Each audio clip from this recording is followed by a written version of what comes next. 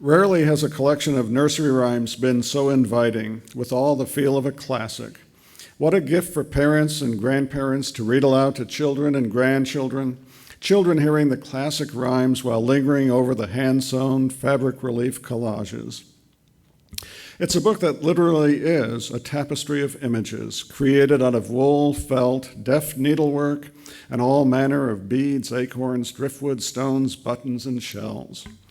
Expert photography creates shadows and three-dimensionality, and little woolen creatures spring to life.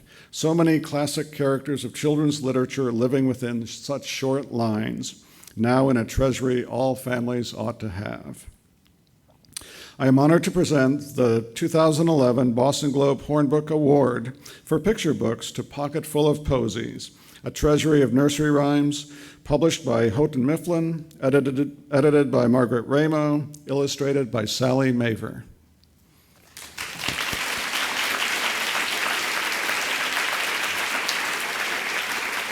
Congratulations.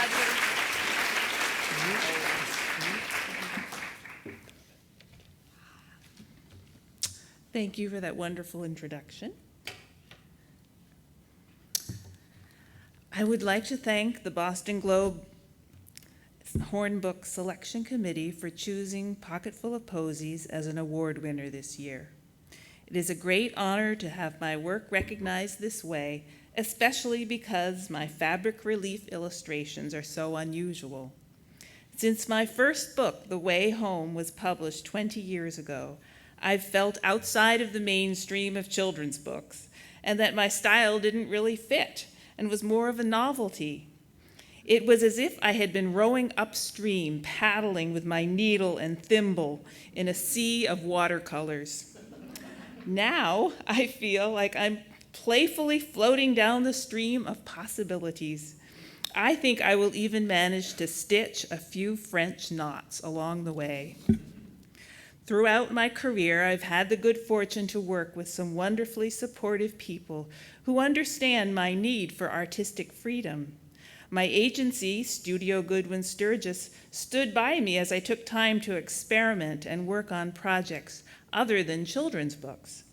With Pocketful of Posies, I felt the trust of Margaret Ramo, my editor at Houghton Mifflin, who was patient while I worked alone for long periods, sometimes a year at a time, without showing anything.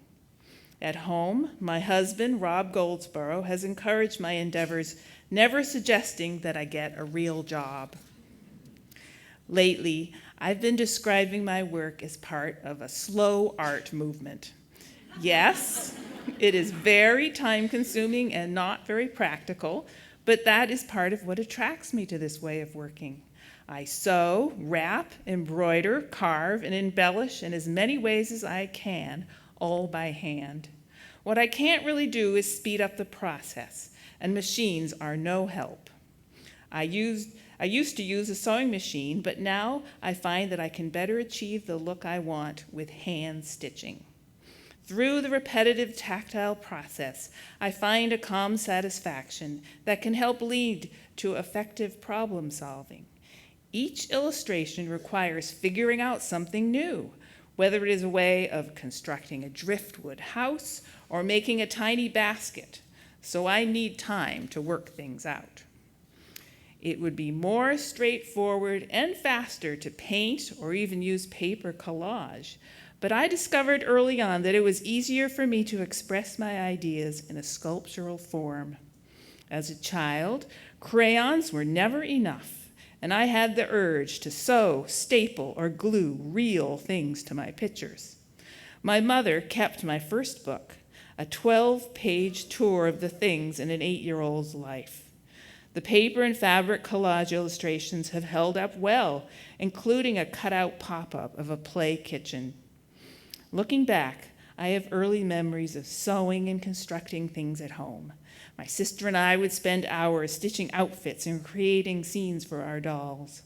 I was especially interested in all things miniature and coming up with ways to decorate and furnish the doll's environment.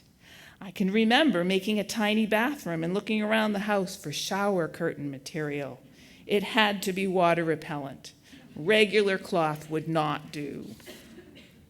I took a pair of scissors, went into our bathroom, and cut a small piece out of the 60s style polka dotted vinyl shower curtain. It took a while for my mother to discover the corner was cut out, but she was quite open to sacrifice in the name of art. She was an artist herself and created an atmosphere in our home where art and making things by hand was important. In our family, learning how to make things was not only fun, but there was an unspoken high regard for handwork and beauty. With this in mind, I've dedicated Pocketful of Posies to the memory of my remarkable parents, Mary and Jim Mavor.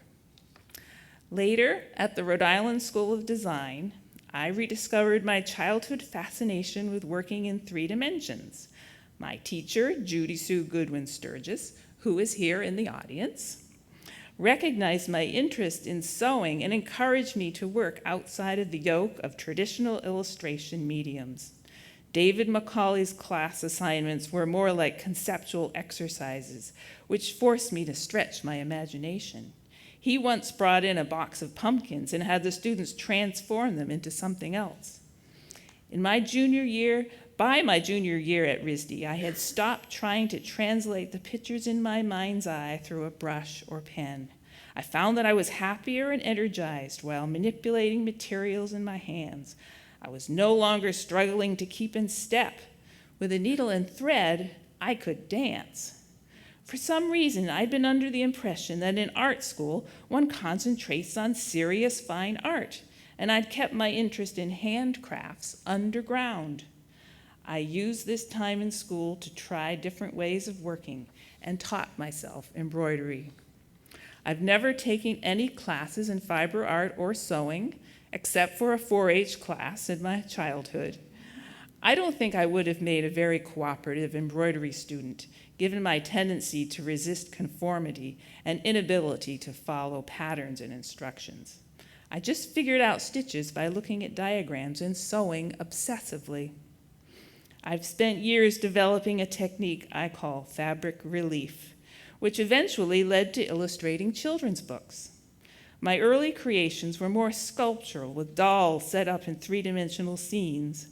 One of my first jobs was illustrating a story for an educational reader about a community of ecologically minded insects who made a town out of trash. I tested out the 3-inch spider made of wire and fabric by hanging it inside the communal refrigerator in the house I was living in. The resulting scream from my roommate was proof that I was headed in the right direction. However, during the photo shoot for the story, I realized that I was unprepared for the complexities of setting up the 3D scenes for the photographer. Making the bugs in their mushroom houses was the easy part. Even though I wasn't behind the camera, I had to direct the shots, keeping in mind how they would appear in the book's pages. There were backgrounds to create and lighting concerns, as well as how much depth of focus would work best. Too much for me to handle with my lack of experience.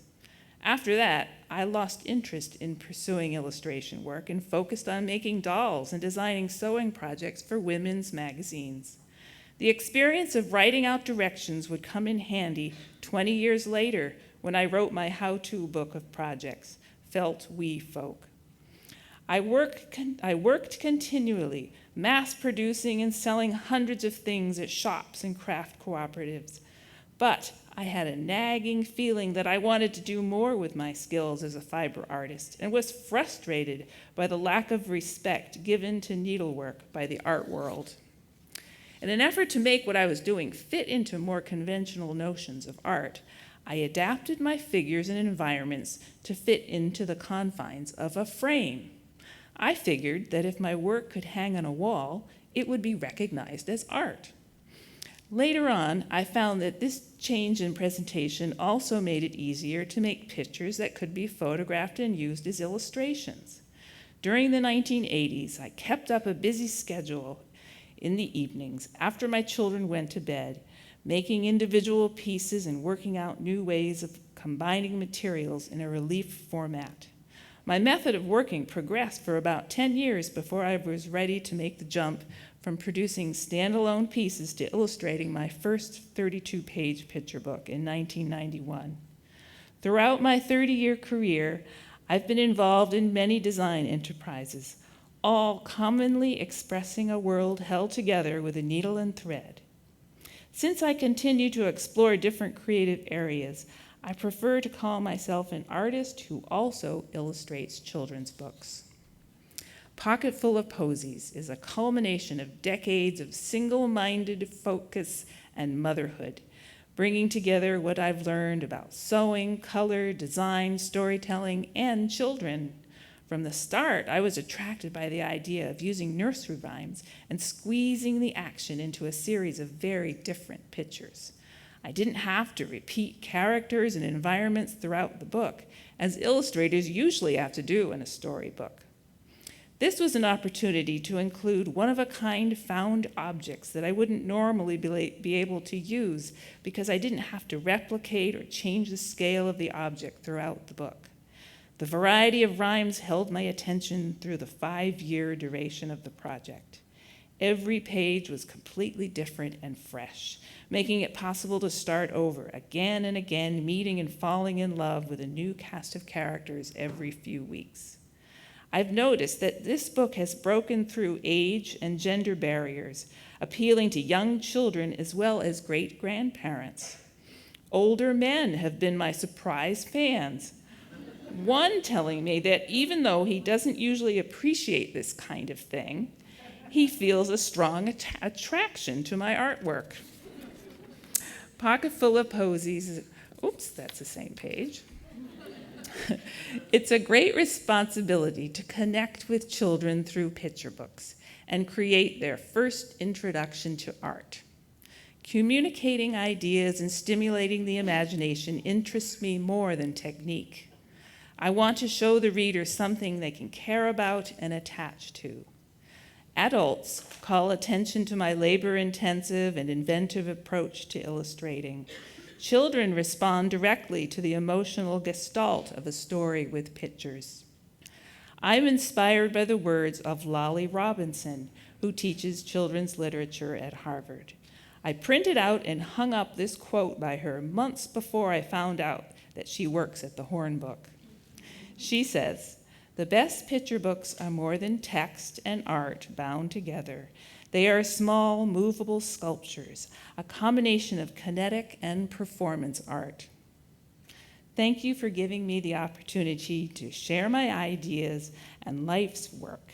I hope that my book will encourage more illustrators, writers, art directors, publishers, and children to see the creative possibilities in even the smallest things around us.